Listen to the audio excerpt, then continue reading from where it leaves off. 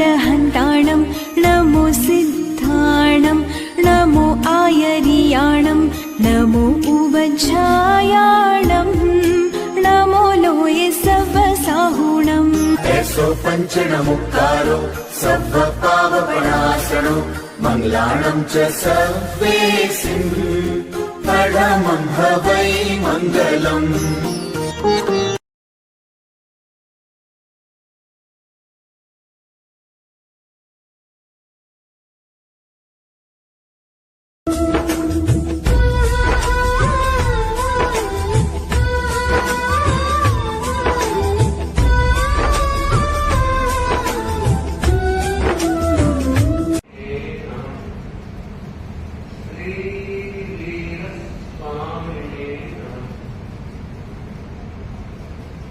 अनंत आस्था के निकेतन भगवान महावीर के चरणों में वंदना। अनंत शक्ति के स्रोत महाप्राण पूज्य गुरुदेव के चरणों में वंदना। समागत कर्म बंधु और प्रभु महावीर ने 4 तीर्थ की स्थापना की। सातों सातवें श्रावण शासन ये जिन शासन में 4 तीर्थ माने गए हैं, इसका थोड़ा सा विश्लेषण करें।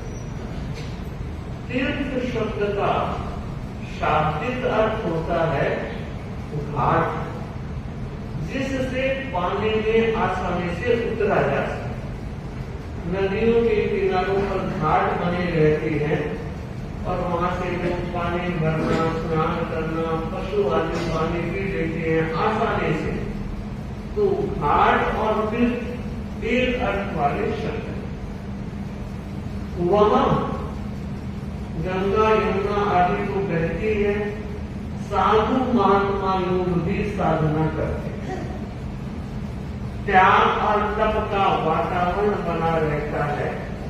सनातन परंपरा मानती है कि गंगा आदि में स्नान करने से पाप धुल जाए, उनकी मान्यता है।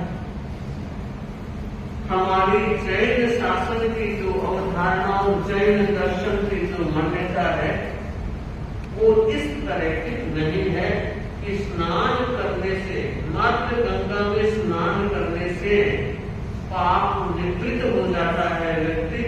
ऐसी अवधारणा नहीं। कहते हैं एक बार देव सभा में इंद्र महाराज अध्यक्षता कर रहे थे और देवों के बीच एक प्रसंग चला। देवराज इंद्र अध्यक्षता कर रहे थे, सारे देवता बैठे थे। और आप जानते हैं जब आदमी कोई भी मिलकर बैठता है तो कोई बातचीत का सिलसिला भी चलता है। देव सभा में एक देव ने खड़े होकर कहा कि देवानुप्रिय देवराज इंद्र, एक बात मुझे कहनी है। बात कड़वी तो लग सकती है लेकिन सच्चाई है। अगर आप आज्ञा दें तो मैं कह दूं। देवराज ने कहा जब सच है तो कड़वा होगा तो मीठा भी हो जाएगा, कहो तो सही तो पता लगे। उसने कहा कि देवराज इंद्र, ये गंगा है, ये सबसे ज्यादा मलिन है। दुनिया के सारे लोग आते हैं, इसमें स्नान करते हैं, वो तो पाप मुक्त हो जाते हैं, लेकिन सारा पाप इसके यहाँ बह जाता है। तो गंगा जैसी पापिनी दूसरी कोई स्थिति और वस्तु नहीं हो सकती। गंगा को बहुत बुरा लगा कि सब देवों के बीच मुझे पापिनी कह दिया। मैं यह बताना चाह रही हूँ परिषद को कि कभी कोई खरी और खोटी दोनों बातें सुनने को मिलती है। खरी बात में तो प्रसन्नता है, लेकिन कोई बात खोटी भी, गलत भी कही जा सकती है, प्रतिकूल भी कही जा सकती है। उस समय हमारी साधना ये कहती है उत्तेजित नहीं होना। कोई प्रतिकूल बात खरी नहीं है और हमारे सामने हमें भी कही जा रही है, फिर भी उत्तेजित नहीं होना। गंगा जिसने इतनी बड़ी बात सुनी, चिंतन किया और कहा, देवराज मुझे भी अपनी बात रखने का मौका दिया जाए, अवसर दिया जाए, मैं भी अपनी बात रखना चाहता। रखो। ओपन मीटिंग हो रही थी।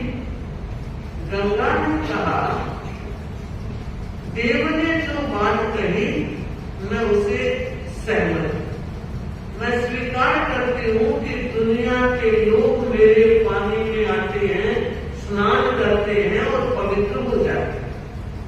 और देव ने कहा वो सारा पाप मेरे भीतर समाया हुआ है, इसलिए मैं पापी नहीं।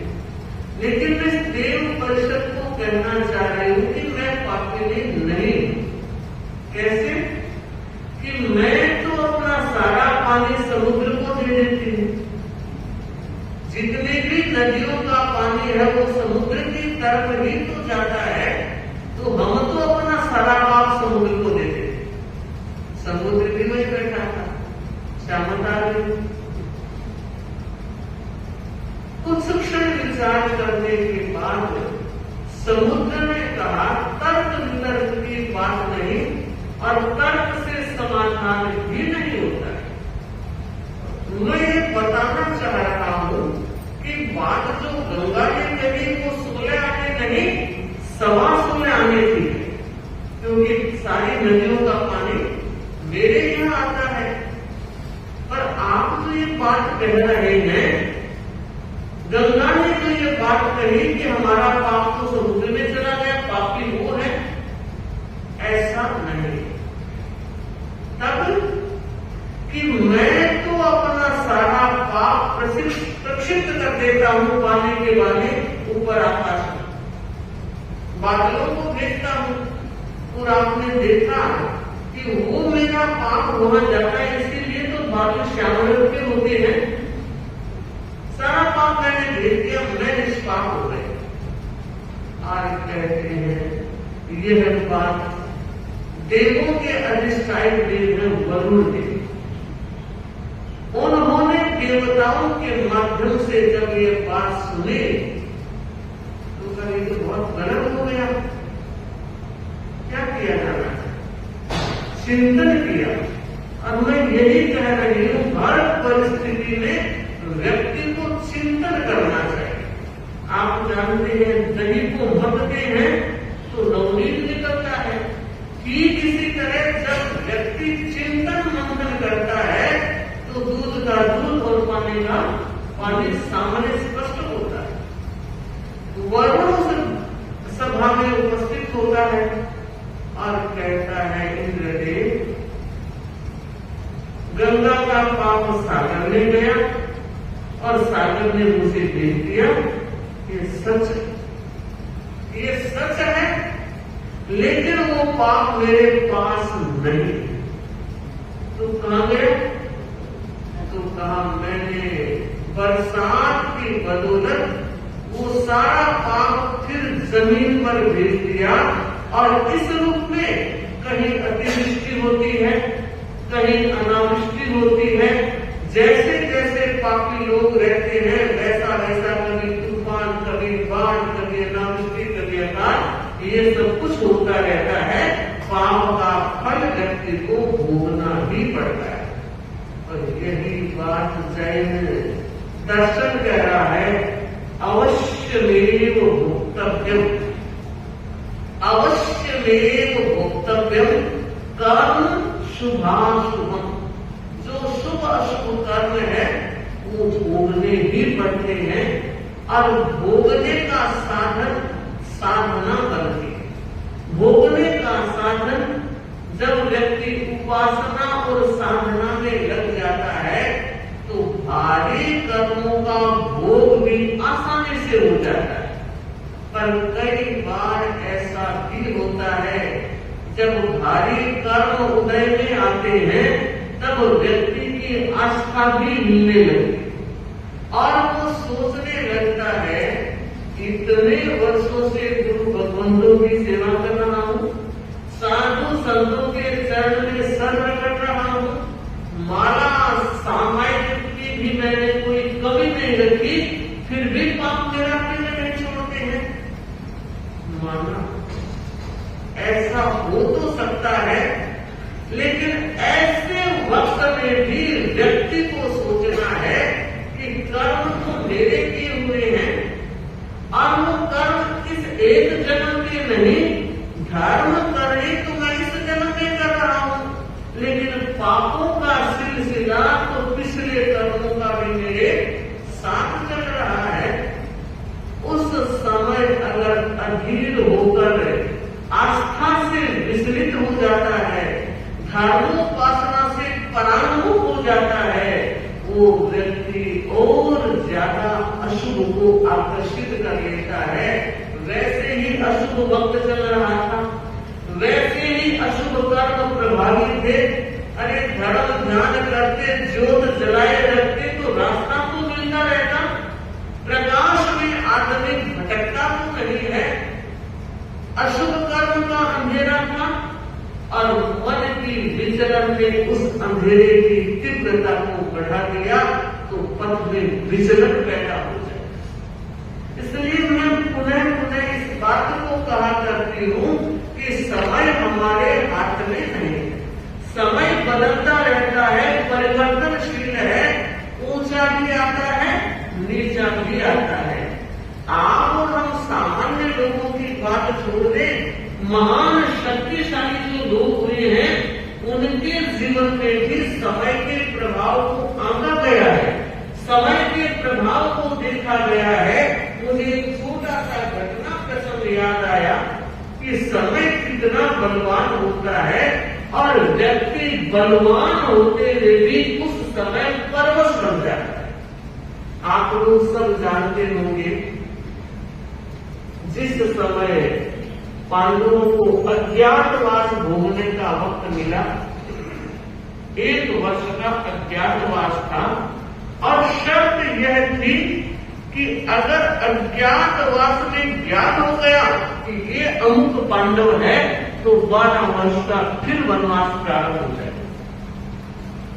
धर्मराज युधिष्ठिर ने अपने अन्य 3 भाइयों को बुलाया और एक हिदायत दी कि देखो वक्त को व्यतीत करना ही करना और यह भी मानकर चलना हम खड़े रह सकते हैं मगर वक्त कभी खड़ा नहीं रहता है।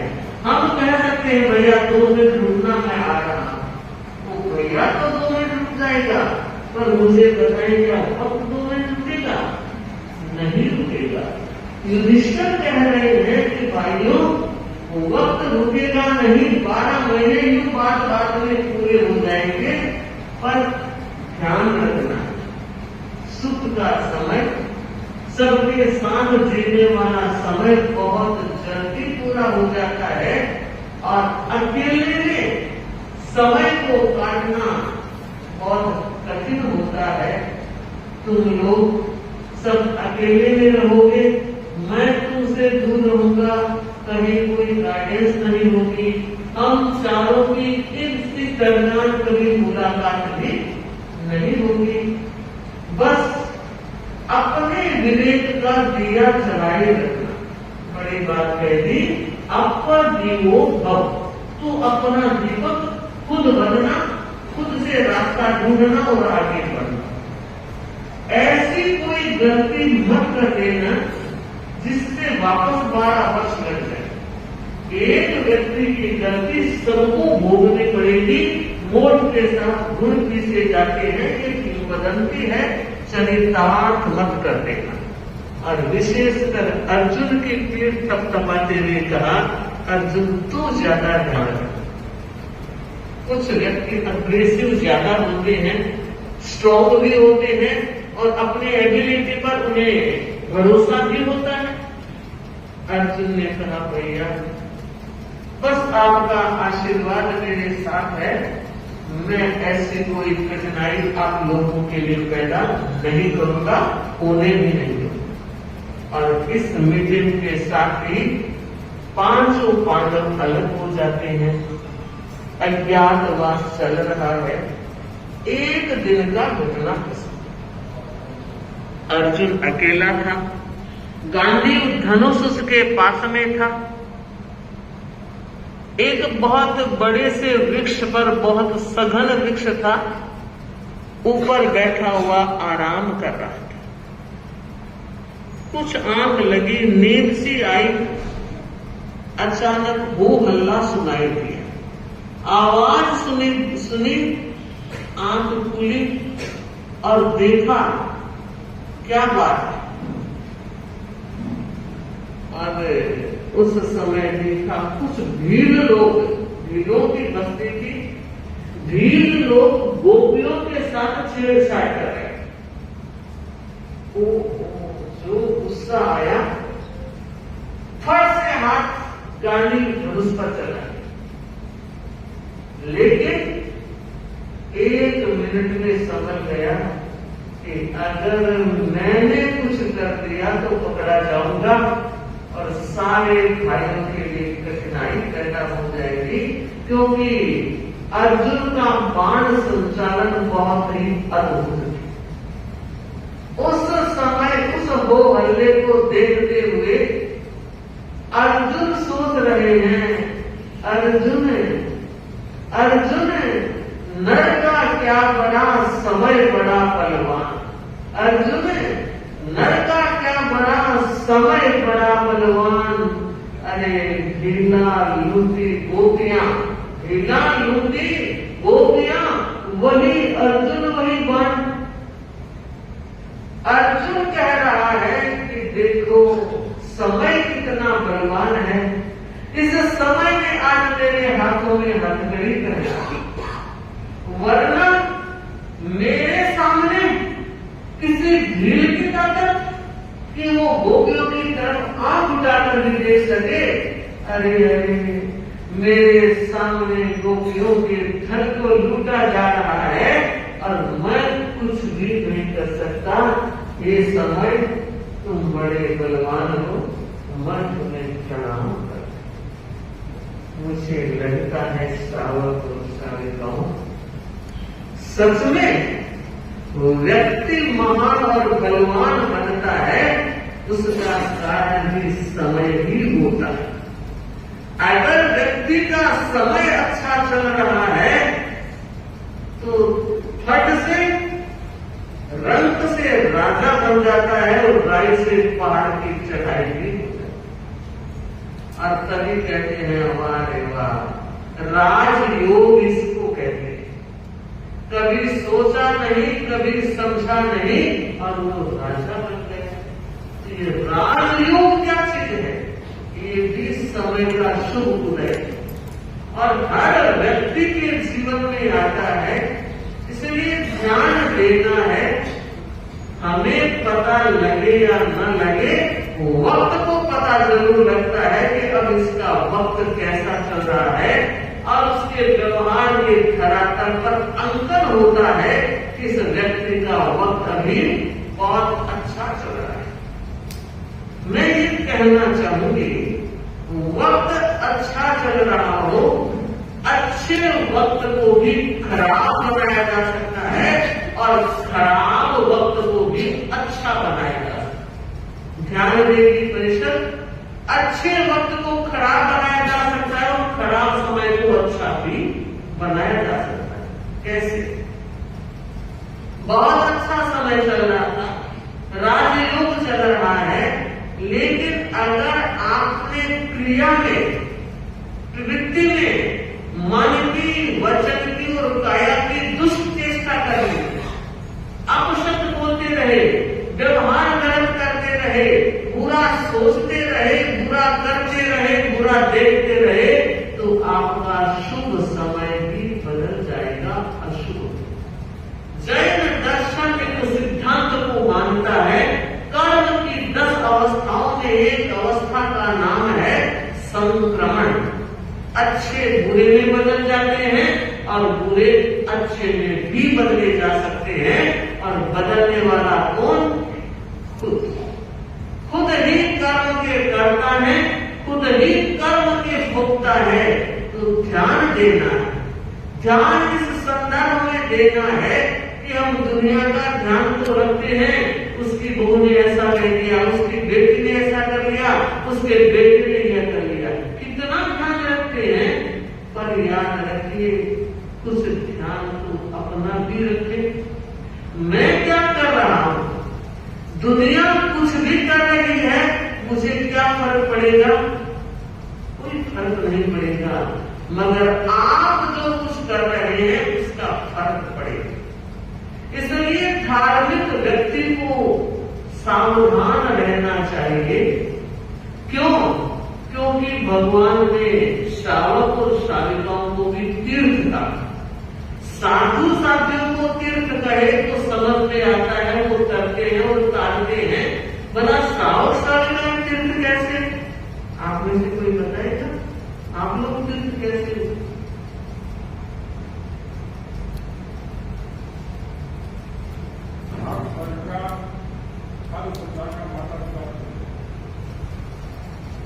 श्रावक और श्राविकाएं तीर्थ माने हैं किस रूप में?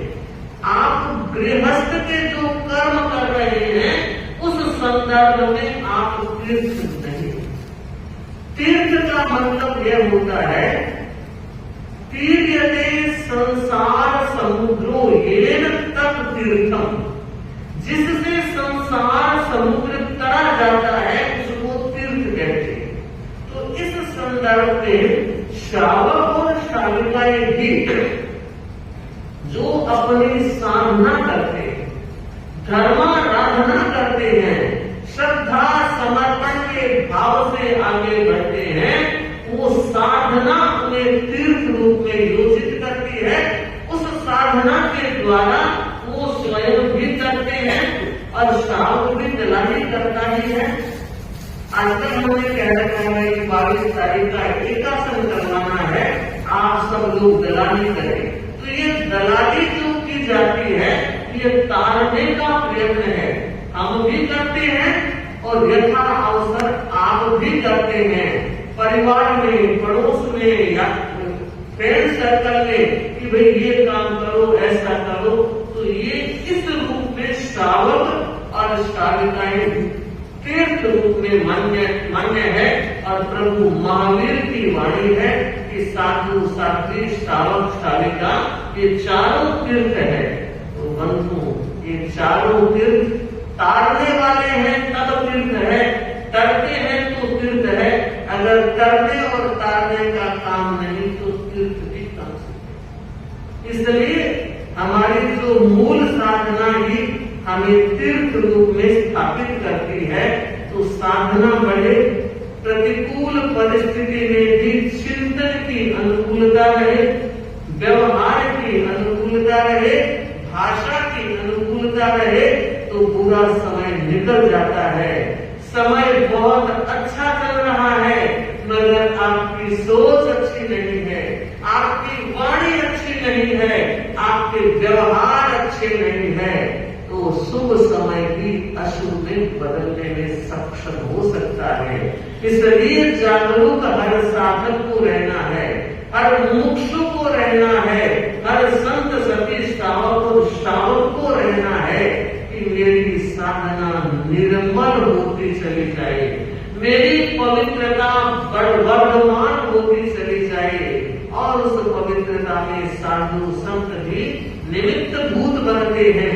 हम यहाँ आए हुए हैं तो आप प्रवचन का लाभ ले रहे हैं, प्रवचन की धारा में बह रहे हैं, तो ये बहुत बड़ा कर्म निर्जरा का साधन साधु साधियां देते हैं और श्रावक श्राविकाएं देते हैं। तो बहुत अच्छा लग रहा है। आप लोग और अधिक साधनाशील बने।